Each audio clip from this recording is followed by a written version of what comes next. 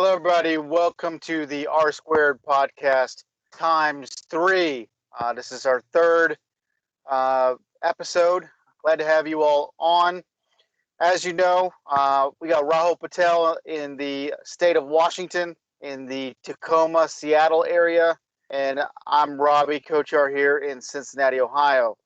On our minds today, many things going on in sports. We have got NFL is always on our mind, right? College football fans here. College football is on our minds.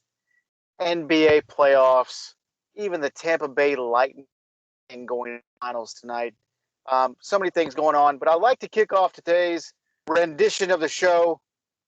Back to Rahul there in the state of Washington. Rahul, you are a huge college football fan, one of the biggest college football fans I know.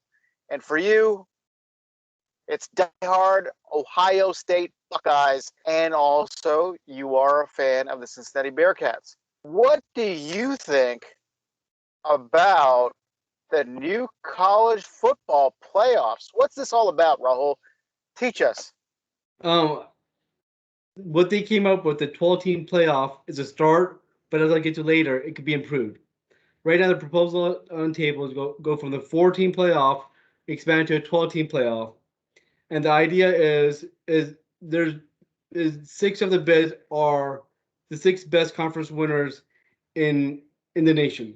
In my opinion, it will be the Power 5 plus 1, because unless I mean unless a conference just gets trounced by outside competition, like Appalachian State to Michigan, and the conference winner has a bad loss like that on the record, most likely all 5 power conferences will get in, and then one group of 5, and then there'll be 6 more at-large bids. So I'm gonna call it the group of 5. I'm sorry, power the Power 5 plus 1. Um, so this is from what I read and listened to. This is how it's going to break down. You take the 6 best conference winners, and then 6 at large bids. The top 4 conference winners get a bye, and the Okay. other 8 teams play. There's a problem with that. First of all, the Notre Dame issue and the BYU issue, the independent school issues. They can get it as at large bid, but if they do, they have no chance of getting a bye, which I think is unfair. So if let's say it turned out that all the conference winners had 1 loss and Notre Dame went undefeated, and they played USC and some other good teams, and they have a good record and they are for real. You're telling me, even though they worked this hard and went undefeated the entire season, you're gonna let them, you're gonna award them for that. So either 2 things should happen. One, either Notre Dame should be forced to join a conference, which they won't, which is fine because that's tradition and I'm all for that. Or there should be a rule in there is if they consider Notre Dame a top 4 team, they should get a bye. Same with BYU and Army and all other independent teams if they make it into playoffs. And the other thing is they should go out further. I think before I get there, Robby, you've been a fan of Kentucky all your life. You're a diehard Kentucky fan. Kentucky is traditionally a basketball school with up and coming football program. In your opinion, what did you think of the BCS and the college football playoffs as it stands, as from someone a fan of school that is not guaranteed to make it, and unless something happens, it'll be very tough for Kentucky to make it the way the set up. So, what's your opinion on that? Right now, as you can see, in the last 10 to 12 years, it's been ruled by Alabama, Right. right? You have Clemson crushing it as well. And you've got top tier schools going to that Final Four every year. At least in the last 4 or 5 years, what you're going to count on is an SEC winner, which most likely is always Alabama, Right. and that 1 year with Joe Burrow, LSU got in there. Right. You're going to have another power school come in, and in the recent history, it's been Clemson. 2 more slots, so you're always going to have Ohio State's going to make it more often than not. College football right now is predictable. I'm going to get into this a little bit later, but the athletes that come into Ohio State versus the rest of the Big Ten, it's just almost not fair sometimes. So Okay. Ohio State, and they got their own tradition and great facilities and everything.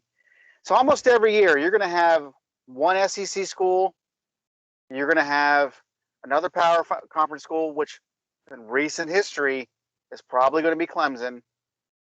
Then you're going to have Ohio State. Then you're going to have the fourth one, right? And that fourth one, every now and then, if Notre Dame gets lucky, it's Notre Dame. Right. So I think expanding the playoffs eventually does make sense. They were interviewing the Georgia head coach. Name escapes me a couple days ago on radio, and he was saying every year Georgia would have made it if they had the same rules, and he was pretty Right. confident about it. So And I think that's great for football. Now, if you bring in Kentucky just because that's where I went to school and that's my team, I still think a lot of people on the radio and TV are talking about how this can result in some type of March Madness where there could be Cinderellas and stuff like that. Basketball is different than football. A lot of times in football, no matter what, you're depending on heights, weights, um, the overall talent going to these bigger schools and these tradition-rich programs. I don't see that changing. I don't see Kentucky, even though they're only up and up. I don't see these like mid-tier top 20 schools really making it that far. So Rahul expanded to from 4 schools, it's going to be how many schools? they want to go to 12 schools. And the 12 problem with the schools. 4 schools right now is if you want to make the playoffs, go to Ohio State, Alabama, Notre Dame, Oklahoma, Clemson, and those, if you see them, those are the schools fighting for all the big players. Are those 5 or 6 schools? And and so they thought the college football playoffs would add more parity. I think it's doing the opposite. It's making the chasm bigger. Because before 2 schools got in, but those changed. I mean, sure, you also had SEC schools more times than none, but at least there's a different SEC schools. Alabama, it was LSU, Florida. Auburn, and some other schools. So at least you had different schools. And right now, I mean, Kirk Herbstreit and other people saying they can predict 3 schools right now. It's gonna be Ohio State, Clemson, and Alabama in next year's college football playoffs. And I mean, as an Ohio State fan, that's great, but I want to see something different. I don't want to see I don't want to see us either. I don't want to see Ohio State playing Clemson and Alabama every year. I mean, sure, I mean it's great football, showing how good Ohio State or Alabama is, but it's it's kind of boring. It's like seeing the same be seeing the New England and the Giants in the Super Bowl every year for the next 6 years. That would get kind of boring. And Yeah, I and think expand. go ahead, go ahead. No, go ahead. Sorry. I think the survive and advance mentality will get more viewers on this final 12 than random bowl games. So you always have to think that there's a business theory behind every move, right? Right. So the random bowl in El Paso, Texas, the bowl season comes in. Uh, these days, even if you look in the stands at some of these bowls, people aren't even going. And this is pre-pandemic too. Right. I think it's more of a viewership challenge to be able to get dollars in, because I do think the 6-12 match or however they do it, that's going to gain some interest on, hey, the winner of this game, if let's just say it's something like West Virginia versus USC, and they battle it out, gets the right to play Alabama in whatever Final Four or something like that, or Right. Elite Eight. I think that's going to be very interesting to watch. But at the end of the day, I still think as long as Saban's there and Clemson's still running the same type of program, you're going to have Clemson and Alabama most likely in the championship game more often than not. You might have a 1-year deterrent every now and then, but that's my prediction next 4 or 5 years. I don't see those 2 programs going anywhere. I think Right. that they'll still, like, that if there was a hypothetical West Virginia beats UCLA or USC, then plays Alabama in a Final Four, something like that, Alabama will win by 5 touchdowns. Still, And I agree, but I'm thinking long term. If they expand at 12, then other schools will start picking up good recruits because you can be Michigan, you can be part of the college football playoffs. USC can be part of college football playoffs. Um, Appalachian State can be part of college football playoffs, and they will go to all these different schools. And I mean, sure, the first 5 or 6 years, the group of 5 teams will get destroyed until they make until this is my son. I'm a distracted dad, so he's running around. part of life, Rahul. Exactly. Uh, until 5 or 6, 7 years later, then you will see these other teams start getting better, and that's why I think they should go one step further and expand it to 16 teams right away. My theory behind that is, first of all Power Five and Group of Five teams get in, all conference winners get in, automatic bids, right? Erden, can you please go? Erden, go. Please. Sorry about that, but so you get all Power Five and Group of Five teams in the playoff, right? First 5 to 7 years, the Group of Five teams will mostly either get killed. You might have some upsets with the lower ranks, but Alabama versus um Fresno State, Alabama will crush them more likely than not. But as kids see that these schools are making it year after year, the better kids will go to these because they'll be able to play sooner and be able to play for a team in their backyard, right? Yeah.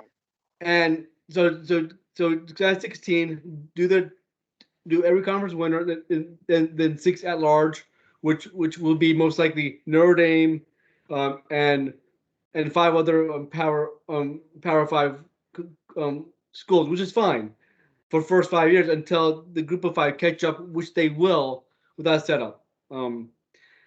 And but expansion is what they're talking about with 12 teams. It's a great idea. They just go add 4 more teams and have no buys. And this brings another point. What do you do with the current bowl games? Well, there's like 30 some bowl games happening every year, right? Yeah, I mean, sometimes they do have some winning teams, 6 teams that don't make bowls, so they'll make bowls. That's a great question, but I think that the majority of them will stay, and you might just have whatever it is, like the Peach Bowl. That's part of the playoffs now, right? The Sugar Bowl is Right. part of the playoffs now. They might expand that to like the Alamo Bowl, if that's still there, the Holiday Bowl, things like that. Well, now the Pinstripe Bowl in New York City, that will be part of the 16. Right. And what I think they should do, they should take advantage of this. And okay, even if they go to 12 teams or 16, so you have the Rose Bowl, the Fiesta Bowl, the Orange Bowl, the Peach Bowl, and the Sugar Bowl, right? The big 5 bowls, basically, right? Yes. So those get in, but the rest of the bowls, they should compete. I mean, when they're still not in the power playoffs, they should be a they should have a set of criteria that they have to meet in order to be considered part of the playoff the next season, like how they treat the players, facilities. Maybe since with all the changes at NCAA where players get compensated and all that stuff, maybe they have another thing is how much money you can give the players or to fly the family into the bowl games and stuff like that. So you just compete, so it makes all the bowls better. Yeah. Use that and to get bowls come in and out, and hopefully that'll make the entire college football system better, in my opinion. Yeah. And I think down the road, this is good. This is a good play. Right now, if people are looking for different uh, universities, colleges, whatever in the finals, you are going to look at uh, the same the same teams right, in the near future. all right. So So just yeah, uh, clear and uh, transparent. I am in my car, viewers. Uh, I do have a house full of kids. And I will tell you, I have no idea why my lights just went out. This should be a light that should work, even if the battery is not on. But maybe that's an automatic setting of this minivan I have. No, we'll try So, to play indoor. well, there you go. We'll do that. And And there you now it's go. back on. Exactly. That's why So Rahul's the tech wizard, guys. I don't know Okay. about that, but Yeah. And good. So here's a question for you, Rahul. And I don't know why I didn't know that, but I appreciate you sharing that with me. Um, why is it? Let's just do that. Why is it that if you look at basketball, college basketball, you have top tier players going to not necessarily top five programs, right? They're doing it for a reason, right? right, Tensions on them. The whole state, the whole city knows about them. They're the man on campus no matter what, right? right, They don't have to compete for playing time, and they're ending up being number one draft picks. And I'm talking about Ben Simmons, even though we'll talk about that later in another podcast. But Ben Simmons from LSU, first pick. Now you're looking at Cade Cunningham. He went to Oklahoma State, and he's consensus number one pick, right? right, Now, when you look at football, uh, they say that the second team in Alabama, if the second team from Alabama played in uh, a playoff system, they might play Alabama in the championship game. right. So I can see why the meat up front, the offensive linemen, the defensive linemen, they might want to stay regionally, close to home. That tends to happen. But why, Raul, educate me and the audience here. Alabama and Clemson. Why is their second team skill position players still so good that the next 2 years they win a national championship and they succeed? Why is that happening? You didn't see this 10 years ago. You didn't see this 20 years ago. What is Saban doing? What's your opinion? In my opinion, I think these players are thinking longer term. Even though they might not start or just start for a year or maybe play in and out, they know these are the best coaches in the nation. So they know that they'll be taught the right skills, the right footwork, and all that stuff. So even though they don't play for a year or are backup, they have better chance to either when they're drafted later rounds in NFL or free agent, they have a chance to make NFL team. And I think that's what these kids are thinking. I think about the long terms. Like sure I will only play for a year, or sure I'm the second running back on the team, but I'll get eyeballs on me because I'm on a Alabama, Ohio State, Clemson team that's always on national TV week in and week out. They're the best. They have the connections with all the NFL scouts and all that stuff. So when Ohio State has pro day, every scout from every team will be there. Same with Alabama, and they know the fundamentals that they need to in order to be a good player. And so these coaches, so the NFL coaches know that, so they'll draft them and as projects in the later rounds. But 2 years later, 3 years later, they might be starting, or they might latch on, or they might after their contract years up become a free agent. Some other team might pick them up and they may be starting. So they're just thinking about their future because you got 53 men on a roster, so you got a better chance of making it in the NFL than NBA, which has smaller rosters. I mean, you got the D League and all that stuff, but I just think these kids and in NCAA and NBA, one person could make a difference on your team. While in football, if you have a great quarterback but a horrible O line, that won't do any good. So I think these kids are thinking about their future and understanding that if they go play for these big programs, even as a backup, even as even as a backup, they will be able to make it in the NFL. Yeah, but Rahul, what about the advent of? I mean, we're 30 years into the internet now. now YouTube and everything like that, all these all these videos, like if you're somewhat of a star, coming out of high school, you have your game tape, and it's already all over YouTube, right? Right. Um, then you go to your program, and everything's accessible. All games are on TV, no matter what. Right. I'm still kind of slipping my mind on what is the recruiting pitch that Alabama, LSU, Clemson are doing here, where you know these fantastic 6'5", 4.240 guys that are out there. How are they sitting for a year at Clemson and Alabama, and why aren't they coming to the University of Cincinnati or Kentucky or anything like that? Um, that still kind of it boggles my mind on why that's happening with all the technology we have these days. Um, but the point of all this, from at least from my vantage point, is this: I think that as technology grows, and now we have this new college football play system, um, you are not going to see that as much in about 4 or 5 years. I think for the next 2 3 years, you're going to still see Saban dominate. He's eventually going to retire, or they're going to kind of slow down eventually, and then you're going to see a little bit more of a level playing field. Your name could be in highlights in one night, one tweet, anything like that. And you never know. You might be having the University of Colorado in the national championship again, and you're not going to have this repeat Alabama Clemson. That's just my prediction. And What I hope say you? you're right. I hope you're right. I really hope you're right. I mean, I'm a Ohio State fan, is racing them every year, but as a pure college football fan, I want to see every team have a chance. And I want to see how Yep. these kids play a chance.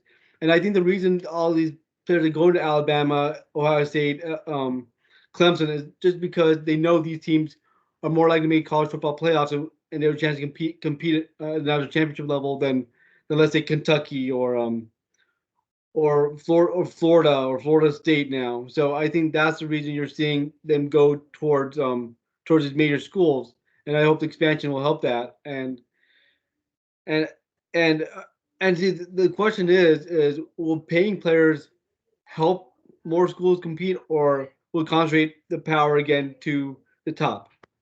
Is there a pay rate difference per state? We don't know. That still needs to be decided. I mean, they've signed bills to have they make money off of likenesses and all that, but we don't know. That's still all new. I mean, people like Alabama and Ohio State, of course, afford more than Appalachian State, but Yeah. I don't know. So but that's fine. So Robbie, I know I've been busy, but you still been watching the NBA playoffs, I assume. I So tend to follow no matter what. I've always done that since I was 6 years old, and but it's tough. As you can tell, you're a distracted dad. Look where I'm at. I'm in a minivan in my garage, um, so it's pretty tough to be able to watch a full game. But I am watching all the highlights and reading all the tweets, and I usually end up watching the fourth quarter of almost every single playoff game here. awesome, awesome. That's good. So what's your take on the playoffs? Do you think the Western Conference Final is going to be the best game? Is it even better than the NBA Finals in your opinion? Well, so if you watched last night, that was the way it was looking until last night and also tonight. So last night, if you I don't have the score in front of me, but the Clippers handed it to the Suns, and not many people were expecting that because Chris Paul came back. And just now, I don't have the score in front of me, but there was a point in time this evening where the Milwaukee Bucks were up by like 42 points Yeah, I on saw the that. Atlanta Hawks. Saw Yeah. that a few minutes. Yeah. So it who knows what's going on. But a couple things I'd like to address. You know, LeBron kind of tweeted a little bit saying that everybody's against him. I'm not sure about that. When you are clear cut second or third best player of all time and got all the accolades and everything like that, everybody respects you, LeBron. But he's kind of indicating that he warned the NBA that injuries would happen this postseason because of the quick turnaround from the bubble. And look at Anthony Davis got hurt, and of course that hurt his team. The Nets were beating the Bucks by 40 points in the first and second game and last round, and Kyrie Irving got hurt. A lot of injuries are going on. There's a few key players for Atlanta, even though they made it this far, they're out. But one team right now, besides kind of a role player, the Milwaukee Bucks are really healthy right now. Mm-hmm. I think if they can survive, Trae Young, they have a really good shot at winning the championship. And who's the best player left in the playoffs? So that everybody's on Trae Young right now, and rightfully so. I was looking at a stat right before this. Regular season, not an all-star, not all NBA, but still a 24-point per game individual. That's it's sometimes virtually unstoppable. He's really stepped it up in the playoffs, as everybody on earth knows. His average is over 30 now. I think it's up to 31 per game. I don't know if you watched before tonight, but if you watched the highlights the other night, Trae Young was talking about, how he thought this was just practice. He was having so much fun out there. He led a fast break. It threw the ball off the glass, and John Collins slammed it home. And they said that they don't run that play unless it's in practice. So he's doing really well, but I think you have to go, with the injuries that are left, injuries that did decimate a lot of teams, especially the favorites, which were the Nets and the Lakers. Who's the best player left in the Final Four? I mean, it's easy to say. Who would you say is the best player left in the NBA playoffs right now? I don't know. Two-time MVP.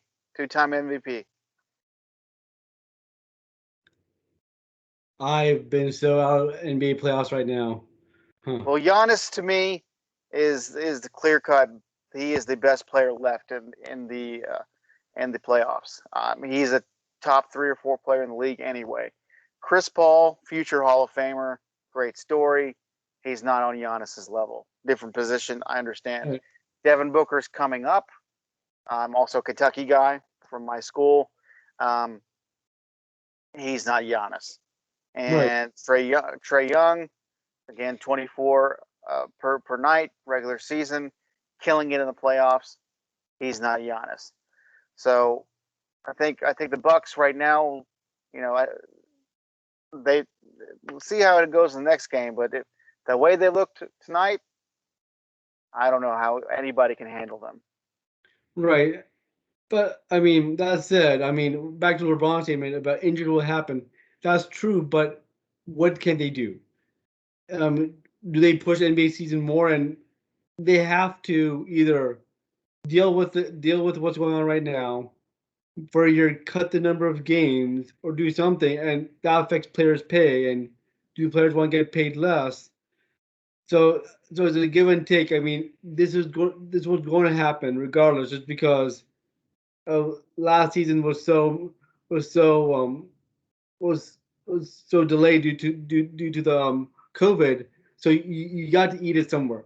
Yeah, and I think how they say the market corrects itself.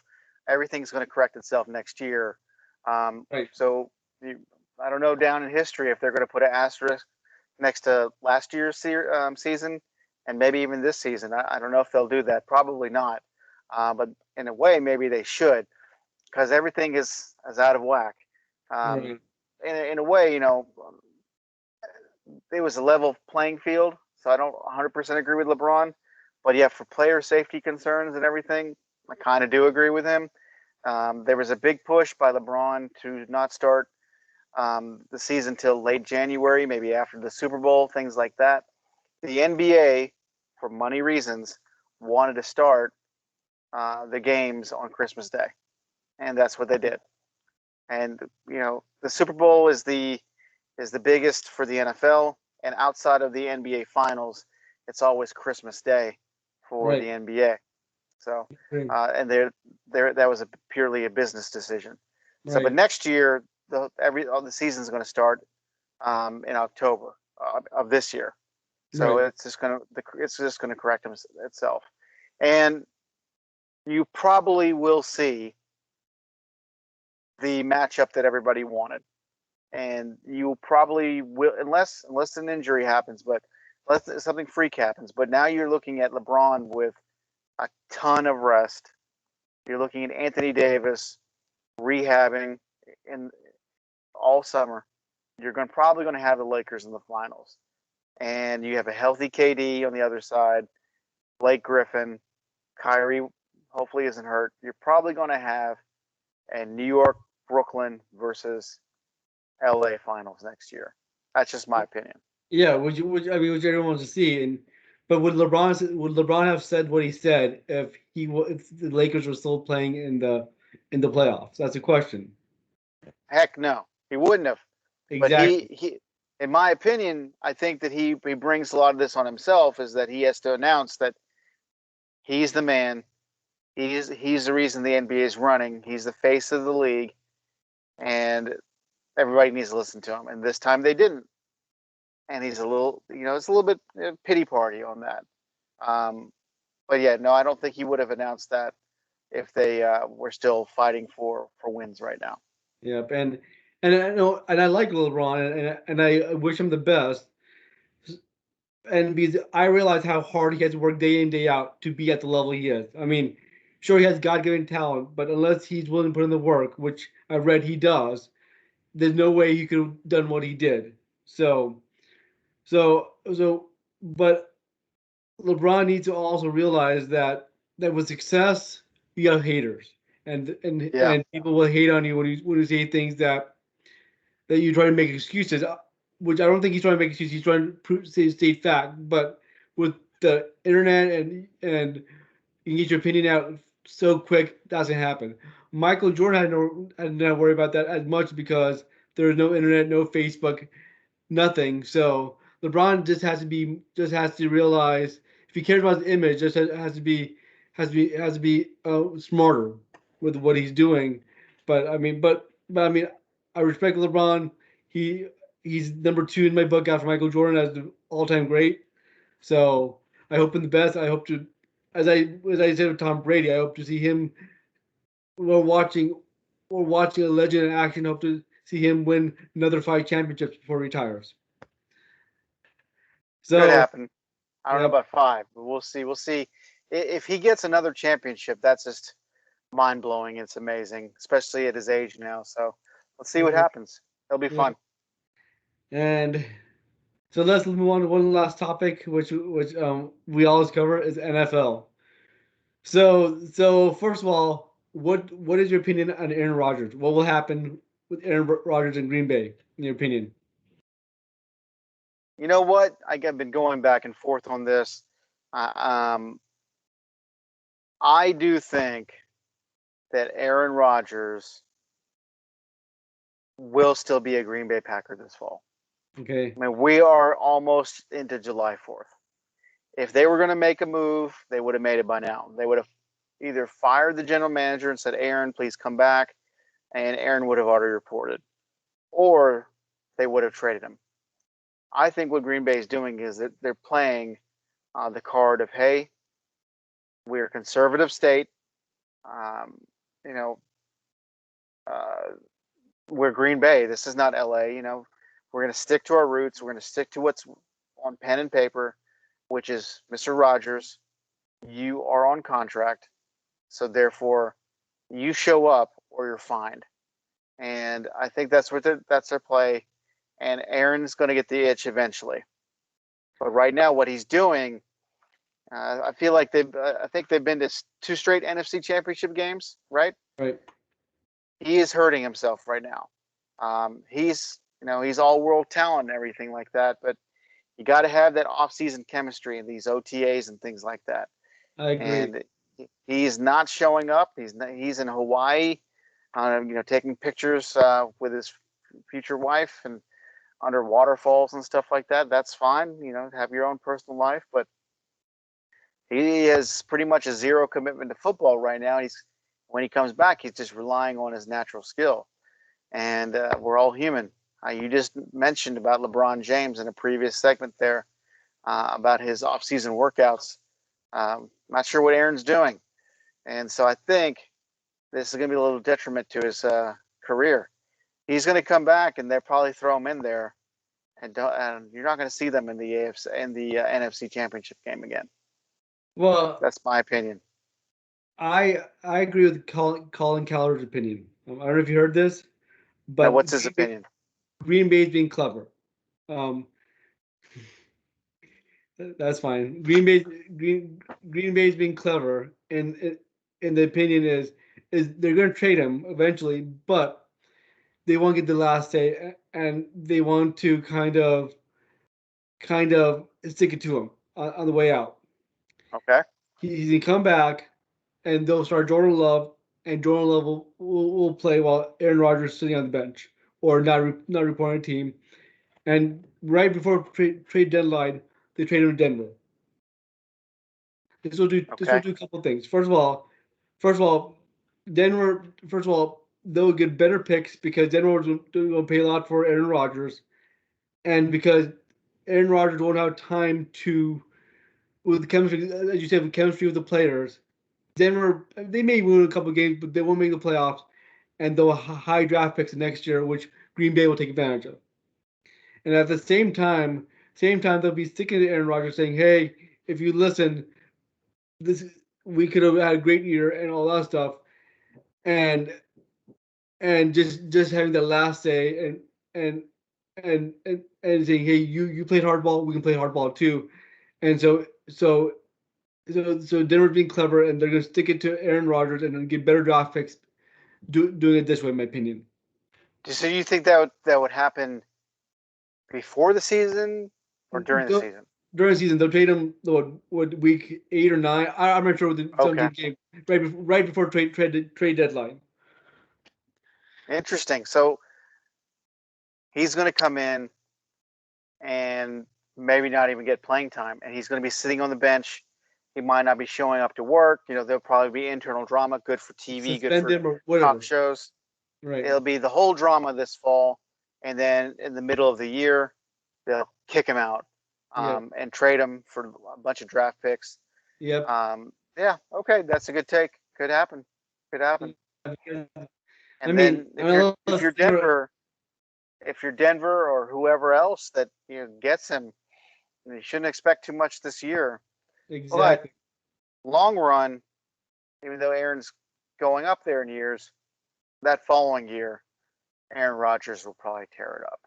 Right. I mean, look what happened with Carson Palmer. Carson Palmer got traded week 2 or 3 to the Raiders, and he looked terrible for a few weeks, and then finally he did well with Arizona and did well there. So I mean, you need reps, you need team chemistry, especially in football. I mean, Joe Burrow showed up to OTAs and voluntary camp just to get chemistry with all the players. So hopefully the Bengals will have a better season. So people realize how important it is working with your guys all season long or all off season long. So I think, I mean, so in your opinion, from what you've heard, who do you think this will change week to week? But who do you have for Super Bowl right now? For the Super Bowl, yeah. If you were to ask me right now, it's going to be a repeat of last year. Patrick Mahomes is just he's unbelievable. I understand the Titans got Julio Jones. I don't know if that's really going to swing the pendulum that much. I think that KC's on a mission. I think Patrick Mahomes is going to be one of the greatest of all time. He already is. And the offensive line will be fixed. So you've got, to me, Chiefs, Bucks, repeat, and let's see if Tom can do it again.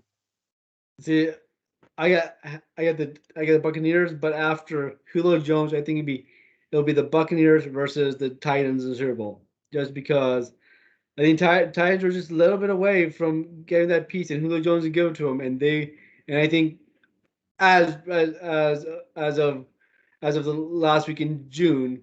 That's my opinion. It changed week to Yep. week, so They that's why. just showed Frank Clark got arrested, defensive end for the Chiefs. Not Right. sure how, like what type of situation that's going to be, but any type of prediction we do now, we got to keep it for now, because barring injury, there's so many injuries that can happen during the season. Right. Especially, you saw last year in the Super Bowl, KC, their offensive line was just decimated. Hmm. So made Travis Kelsey look like an average tight end. But Right. again, if that offensive line is healthy and you got Mahomes running everywhere and he's doing backward passes and things like that, I mean, what are people going to do? I don't But know. We'll see. yeah, but you saw Tom Brady, who's seen everything, and as long as his body can keep up, I mean, he has a mind to win. As long as his body doesn't start deteriorating, which it hasn't, I still put Tom Brady the best quarterback in the league. I'll take bar none.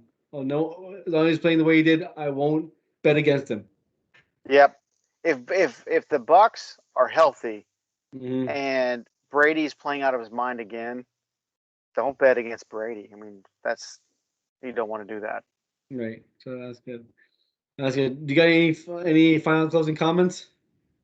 Well, I think this, big sports fan. I think that the NBA playoffs have been real fun this year.